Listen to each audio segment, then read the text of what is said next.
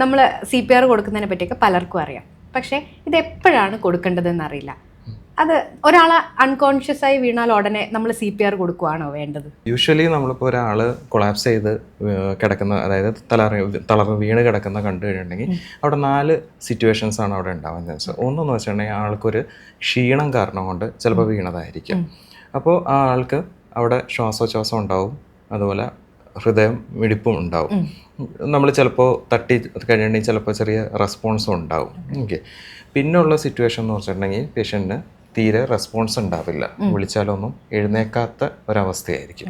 പേഷ്യൻറ്റിന് pulse ഉണ്ടാവും, പക്ഷെ ശ്വാസോച്ഛ്വാസം ഉണ്ടാവില്ല.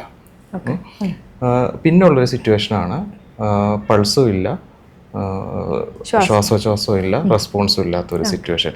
ഇതിൽ ഞാൻ ഈ ലാസ്റ്റ് പറഞ്ഞ സിറ്റുവേഷനാണ്, അതായത് പൾസ് ഇല്ല, ശ്വാസോച്ഛ്വാസം ഇല്ല, റെസ്പോൺസ് ഇല്ല. ഈ 3 ഇതും ഇല്ലാതെ വരുന്ന ഒരു സിറ്റുവേഷനിലാണ് നമ്മൾ CPR കൊടുക്കുന്നത്.